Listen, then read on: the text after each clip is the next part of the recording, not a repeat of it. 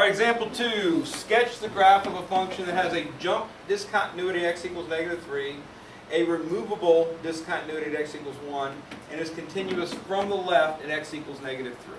Okay? So that continuous from the left, that's something we haven't discussed yet. We've seen it. Yeah, we actually have seen that, but I didn't really call it that when we saw it. So let me just first of all give you an idea of how to do this. So we're sketching a graph. First off, your graph will not look like anybody else's graph. There'll be specific places in your graph that are the same, but what the graph looks like is up to your own creativity. So, you know, be creative if you feel like it. As long as these things happen, you'll be fine. So, we want a jump discontinuity at x equals -3. All right, so let's focus on x equals -3 first of all. That's right here. Right, there's x equals -3. On the last example, what did we notice every time there was a jump discontinuity? Where were the dots? Above each other. Above each other, one above the other, right? Okay, now what I'm going to do is I'm going to assume open circles always. Always assume open circles. If there's some reason to put a closed circle in, the words will tell you to do that, then you put it in a closed circle at that point. So, I'm going to put an open circle anywhere on this vertical line x equals -3.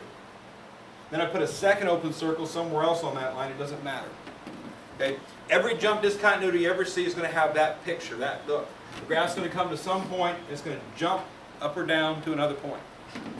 Okay, maybe I go to this point first, and then I jump to that one, or I go to this point first and jump to that one, doesn't matter. So don't draw this yet, but let's say it does this, and then it has to jump like that. Alright? We'll worry about drawing it in a minute, but again, that's what a jump discontinuity always looks like. The graph goes somewhere, then it vertically jumps to a different point and continues on its way. Alright, that's what we're looking at. So the first thing I always deal with when I'm sketching a graph is I go ahead and draw my circles where they belong, the discontinuities where they belong. Because the continuous part is kind of boring. The graph just continues on. All right, when the discontinuities happen, that's where you have to be, you know, making things happen. Okay. Second piece, it says a removable discontinuity at x equals 1. What always happens at a removable discontinuity?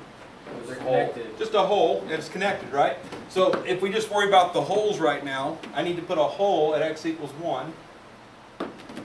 Here's x equals 1 right here. I need to put a hole. Again, it doesn't matter where you're at. As long as I'm at x equals 1, 1 comma 0, 1 comma 1, 1 comma 2, 1 comma 3, 1 comma negative, whatever, they're all at 1. So put an open circle somewhere. Doesn't matter where you put it. Again, your graph doesn't have to look like anybody else's graph. If I put mine at 1, 2, and you put yours at 1, -7, you're fine. You have to use a bigger piece of graph paper, but you're fine. All right? So, what we know about a removable discontinuity, the graph comes, let's say it comes from here, connects to there, it continues on from there, right? So we don't need 2 dots, we just need a single dot for removable. So, if we see a jump, we have to put 2 dots vertically aligned. Removable, just a single dot open circle. Notice everything's open circle. Always start open circle when you're sketching a graph based on a list of criteria.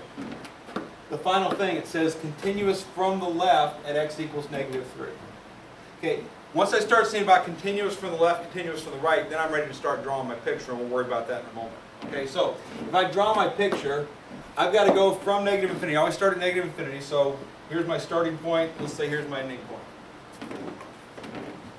Alright? I'm always going to negative infinity, I'm going to positive infinity.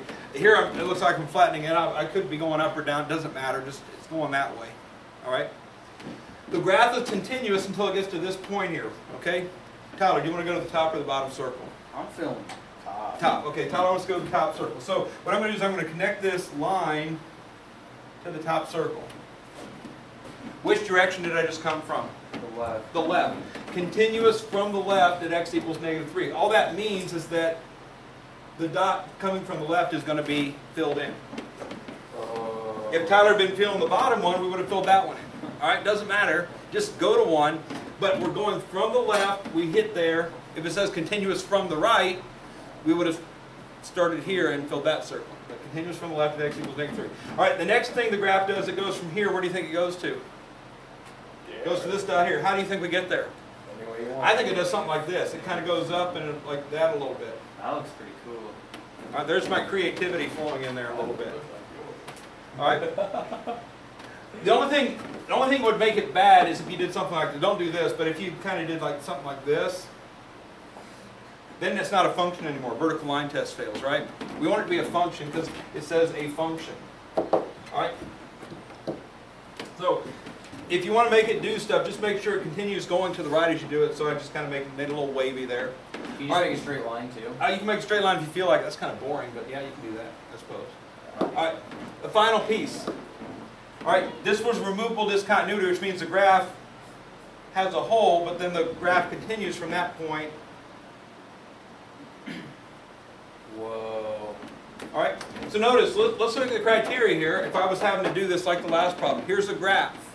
If we had to identify intervals of continuity, from negative infinity to negative 3 is continuous, and is continuous from the left at x equals negative 3, right? Yes. Right? There's a jump discontinuity happening at negative 3. That happened. It's continuous again all the way to 1, at which point there's a removable discontinuity at x equals 1. They just gave me a criteria list. I make sure the criteria happen. The dots and stuff happen. If it says asymptotic, make sure there's an asymptote happening there. All right? So if you put in the proper types of discontinuity, then simply draw a graph to match it. Oh, good.